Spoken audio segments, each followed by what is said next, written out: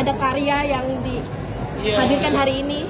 Jadi ada satu film saya dari Klik Film Studio, ternyata dipasang di Jakarta World Cinema tahun ini, judulnya Andai Kau Datang Kembali.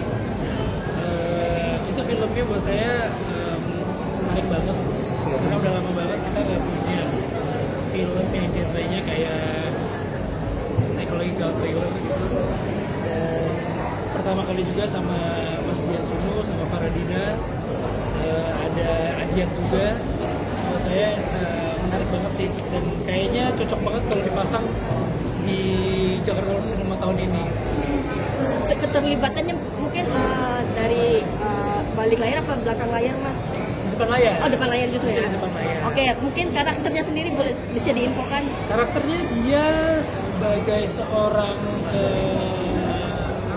detektif yang mau mengungkapkan suatu kejadian yang cukup aneh banget, karena ada satu orang perempuan yang tiba-tiba dia melapor ke polisi gitu. Dia bilang istrinya udah nggak kenal dia lagi, terus anaknya hilang, dan dia dipecat di hari itu di kantornya gitu. Dan buat saya, dia dipecat, dia tiba-tiba dia mendapat banyak masalah di hari itu, dan sementara keberadaan orang itu di data-data yang ada di polisi itu ternyata nggak ada sama sekali gitu.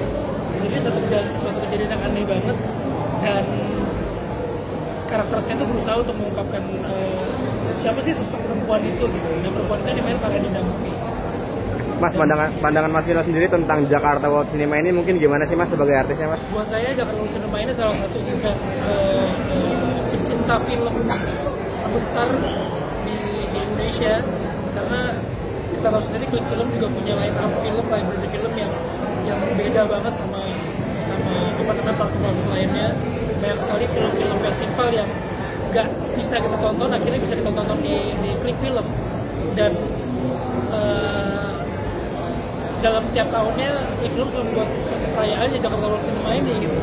Dan film-film yang luar biasa yang dipasang di Jakarta World Cinema ini, yang mungkin kalau nggak ada acara ini kita agak susah juga gitu untuk menyaksikan film ini di layar lebar, di layar besar. Kan kalau misalnya kita langganan Klik Film ya pasti nonton film-film yang rare itu di platform digital, tapi ini sekarang kita bisa nonton di layar lebar gitu. Buat saya ini satu kesempatan yang luar biasa, dan tahun ini juga banyak sekali festival yang bisa untuk memperkenalkan karya-karya baru dari sinias muda gitu. Ada festival film pendek, terus ada film-film dari sinias yang mungkin nggak bisa diputar di bioskop secara umum, tapi dipasang di festival ini karena punya tema-tema unik gitu. Dan adanya film-film luar juga yang masuk ke sini bisa menjadi bisa menjadi kayak kita berkaca gitu, sejauh mana sih film-film Indonesia tuh bisa bersaing dengan karya-karya di luar. Dan biasanya ini satu event yang luar biasa sih. Mas, kekurangannya ada nggak Mas di Jakarta World Cinema dan harus diperbaiki? Ada nggak Mas? Kekurangannya pasti ada, tapi buat saya ini satu pencapaian baru lagi. Mungkin Jakarta World Cinema ini jangan cuma di Jakarta gitu, mungkin bisa dibuat keliling ke kota-kota lain, karena banyak banget kalau saya lihat teman-teman di luar kota pengen nonton filmnya di versi layar lebar, tapi terbatas gitu. Jadi mudah-mudahan ini bisa keliling ke kota-kota lain, dan mungkin eventnya bisa lebih panjang lagi dan bisa lebih banyak lagi sinias-sinias luar yang datang ke sini. Jadi kita bisa kolaborasi, kita bisa diskusi, bisa tukar pikiran. Dan banyak juga penggemar sinias kita yang fans gitu sama filmmaker luar. Jadi bisa diskusi banyak di Jakarta World Cinema ini. Sebagai yang pertanyaan yang tadi, ada sekarang kan jumlah film Indonesia kan makin bertambah. Iya. Genrenya makin banyak, ceritanya makin kompleks.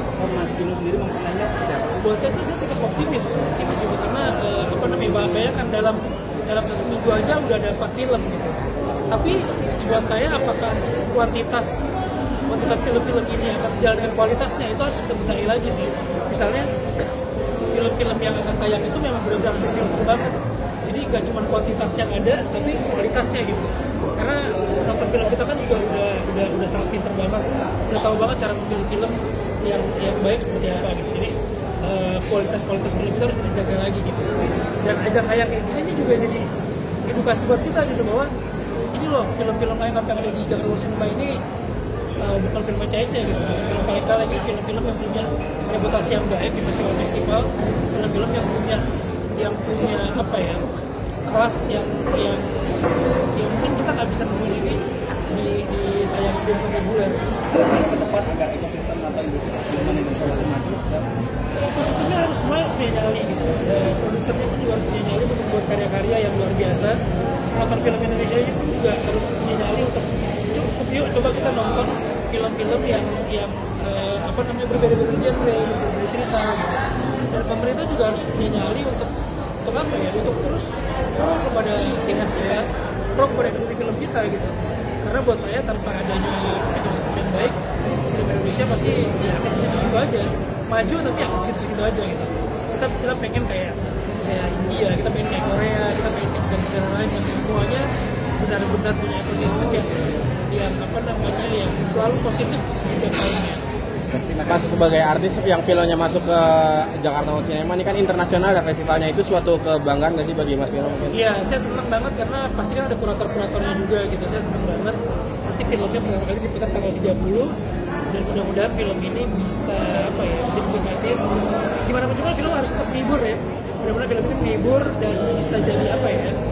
Bisa jadi pilihan lain lah di Jakarta World Cinema ini dan bisa jadi sumbang antina dari Indonesia untuk Jakarta World Cinema ini. Film Ini udah ya? ini kan mau ada festival gitu ya baru September. Iya, iya. Jadi kan ini film adaptasi. Iya, iya. Menurut Pak Vino, banyaknya film adaptasi di Indonesia ini seperti apa sih kan ada film Indonesia? Kan banyak loh adaptasi. Tanggapan dari Trennya adaptasi, mau itu dari remake, dari buku, ataupun dari series, masuk ke film, ataupun dari film ke series. Menurut saya tren ini nggak cuma di Indonesia sih, di luar pun adaptasi itu udah banyak banget gitu. Dan banyak banget adaptasi ini bikin penonton yang dulunya nggak bisa menyaksikan film itu, akhirnya bisa menyaksikan lagi gitu. Mungkin dari formatnya taruh dulu apa namanya nggak sempat pasang di bioskop, sekarang dipasang lagi. Dan buat saya banyak sisi positifnya juga sih.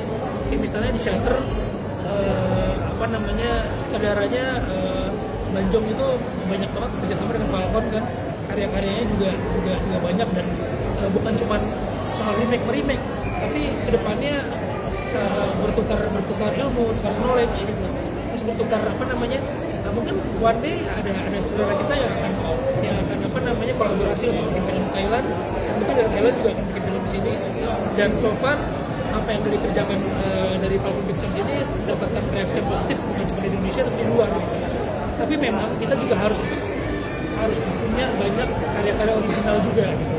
Dan karya original itu juga pasti akan apa ya, akan punya tempatnya tersendiri. Tapi dengan banyaknya adaptasi buku atau film Indonesia lama yang di-remake lagi, buat saya itu jadi pilihan. Karena ternyata banyak banget penonton yang punya respon positif gitu. Mungkin ada beberapa orang yang bilang remake lagi nggak apa-apa, tapi beberapa apa namanya di market yang besar ini ada satu masyarakat yang memang pengen nonton itu karena dia nggak bisa menonton film itu versi lamanya gitu. Dan banyak banget karya-karya yang dulunya itu di remake jadi lebih fresh, dan akhirnya orang itu nonton lagi film aslinya gitu. Jadi buat saya ini selama yang saya jalani ini cukup positif sih. Dan buat kerjasama dengan pihak luar seperti Korea, Thailand itu malah banyak memberikan apa ya, perkembangan baru tentang masing-masing negara loh. Misalnya filmnya udah sampai mana, filmnya cuma oh iya kita bikin film jangan kayak gini dong, kita bikin film yang apa namanya yang luas lagi. Kayak misalnya Kangmak dibikin Kangmak, terus Kangmak dibikin spin-off-nya lagi gitu. Dan itu benar-benar di Indonesia gitu. Terus Rikali Summer 7 dibikin part-2-nya, itu semuanya benar-benar Indonesia yang apa namanya yang ngerjain. Bahkan pihak Koreanya pun juga mereka berpikir, oh kita kenapa nggak kepikiran seperti ini ya? Dan akhirnya mereka membuka support film-film yang dibikin apa namanya sequel Indonesia. Oke. Terima kasih. Terima kasih.